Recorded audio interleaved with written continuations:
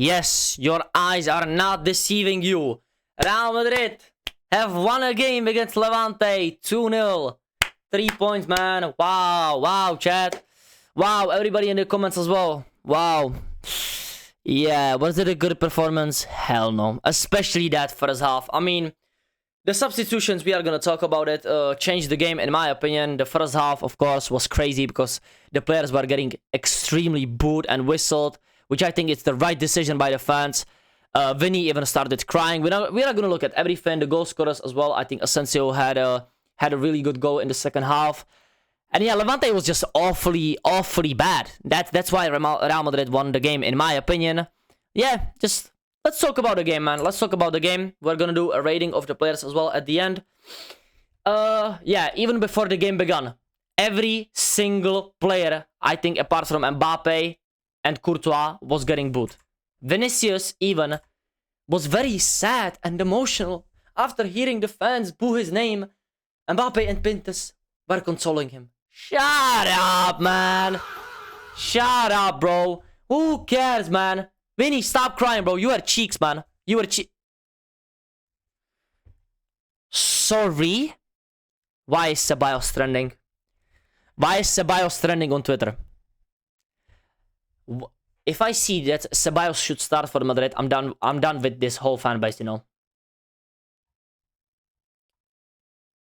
Ceballos comes in. Ceballos is better than Kama. Start Ceballos. Madrid fan base needs to go, bro. Oh, Ceballos is trending. Finish me. Yo, this is worse than the game. Ceballos is trending on Twitter. My eyes deceive me, you know. You know what? Whatever, bro. Yeah, start Ceballos. You'll see in 2 weeks he's gonna get injured anyways. Back to Vinny. This is so embarrassing on another level. And Footmob, you are even more embarrassing. They gave this brother 7.7. In my opinion, he was a 1.2, maybe. 1.3. Okay, 1.3. I'm gonna give him that. This Levante team is one of the shittest teams in La Liga ever, by the way. And without Matthew Ryan, it would have genuinely ended like 6-0. Even how bad we played. Players come out. By the way, no, even before the game, one more thing. Huijsen injures Mbappe. My brother, why is Mbappe even in a warm-up where he can get injured? And Huijsen, I mean, stop, man. You are already cheeks. Stop, bro. If you injured Mbappe as well, I mean, chat, it gets to, sorry. Comments. It gets to a point. Just stop, man. It's enough. Vinny shit, Huijsen injury, Mbappe whistling, booing. Gonzalo, oh my god. Gonzalo on the right, chat. Gonzalo on the right. Everything, even before the game, was going crazy, you know. Vinny crying, Mbappe injured, Huijsen doing it, Garcia on the right. What is happening? The lineup from the start, I knew. Everybody that is in a Football Chaos, by the way, football podcast, knew this was the wrong lineup. And the first half was atrocious from every attacker on the pitch and the midfielders as well. Tchouaméni was, I think, okay. Kama was awful. Bellingham was awful. Vinicius didn't do anything. Mbappe really couldn't get on the ball. And Gonzalo Garcia on the right. I just don't get it, man. Why not just try Mbappe or Vinny on the right? And Gonzalo as a 9. We had no stability in attack. No one was doing anything. And when the midfield actually did something right for once, Camavinga gets the ball up there. He passes it to Gonzalo Garcia at the right wing. What does he do? Miss the ball because he's not a right winger. He cannot take on players. Mbappe gets the ball, gets pushed by 4 players, and if he gives it to Vinny loses the ball. The whistling and booing, by the way, on 2 people, which I think is crazy on one of them. I think Vinny fully deserves it. He deserves the booing, he deserves the whistles. My brother, keep crying because you are a crybaby, you are shit.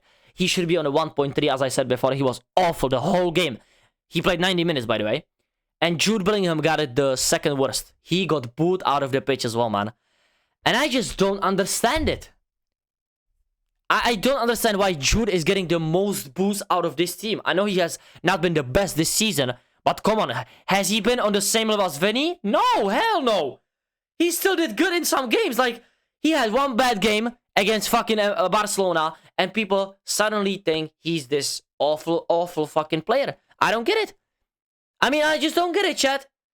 I'm gonna be honest, bro. I'm gonna be honest. And Tchouaméni, as I said before, well, I think he was okay.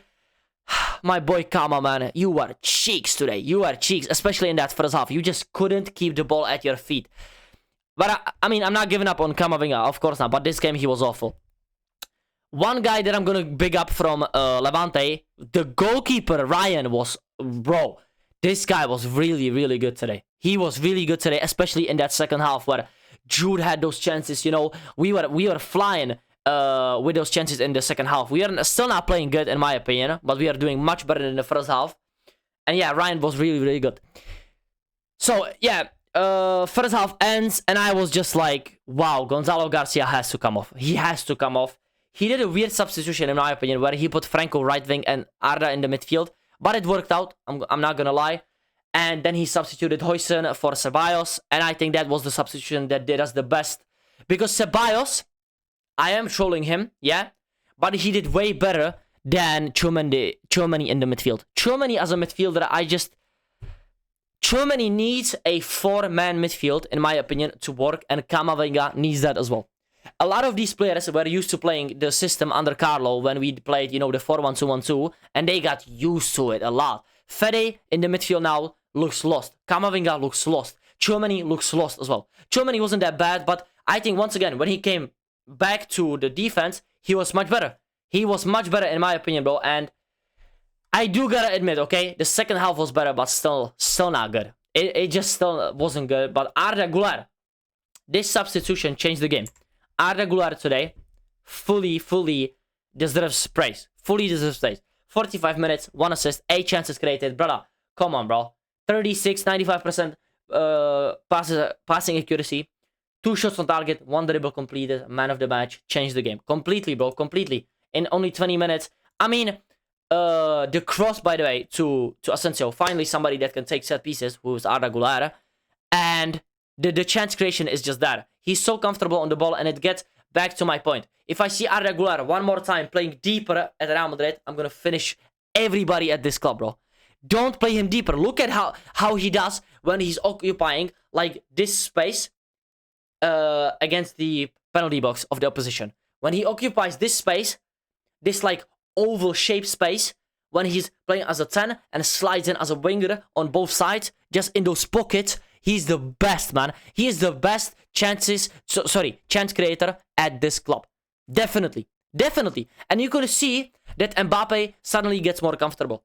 And if Franco has Arda Güler right behind him, not as an 8, as a 10, Franco gets more comfortable on the ball as well. Because he can just slot it to Jude or Arda. There's so many more options. And by the way, Franco, I don't know, man. He played good. He played good, in my opinion. He didn't lose the ball too many times. He had that crazy shot where he hit the bar. I thought that was good. Then he had a bit too confident and, you know, shot from, like, fucking 30 meters. But I get it, bro. He's young. This was a better game of Franco. Okay? Both substitutions I get. Dani Ceballos, once again, I think he's being glazed for doing the bare minimum.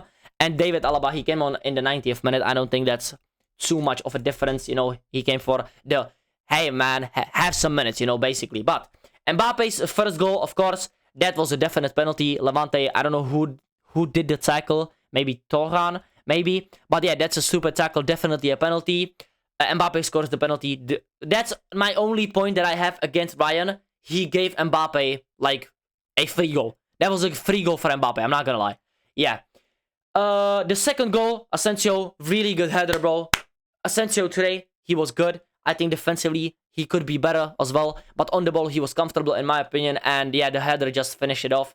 We could have scored way more goals. By the way, if you look at the stats, especially in that first half, we had cheeks. Second half, we completely turned it on, man. 10 shots on target. We were much better in the second half. But as I'm saying, we were still bad. Especially in build-up and finishing our chances.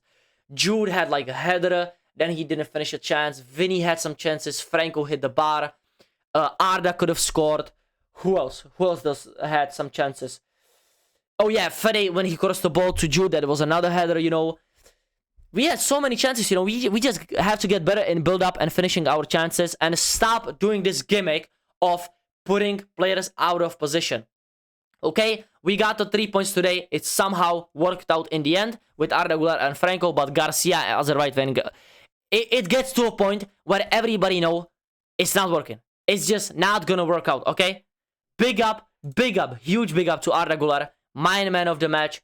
And yeah, we move on to Monaco, which I'm gonna do a preview for, of course, which is, I think, on the 20th of January. Yes, 20th of January, we are facing Monaco in the UCL. I hope we keep just, you know, if we are ass in the... Sorry, if we are ass and still win, I'm taking that. Just keep on improving and improving. And please, Arbeloa, lineup, trash. Trash lineup, bro. You get like a 5 from me because those substitutions were actually okay. But that lineup is awful. Please stop this gimmick of playing players out of position. Play wingers as wingers and play strikers as strikers. And I genuinely think if Tchouaméni plays as a midfielder, Camavinga cannot play next to him. I think it's too defensive. We need somebody more up there. If we play, for example, Kama, Jude, Arda, I'm completely okay with that. Because Camavinga, for me, is as good as defensively as Tchouaméni, and he's better on the ball. But, of course, if you want to play Tchouaméni, but you have to decide. You have to decide. I think Jude, Arda, and Tchouaméni, it gets to a point where they are too defensive and too comfortable, and they play as a straight. We don't need that at Madrid. We need someone that is higher up, that is helping the attack while pressing and while attacking. We need somebody who is a box-to-box, who is connecting. And we need somebody who is a destroyer, okay? Like Casemiro was before. That's Tchouaméni.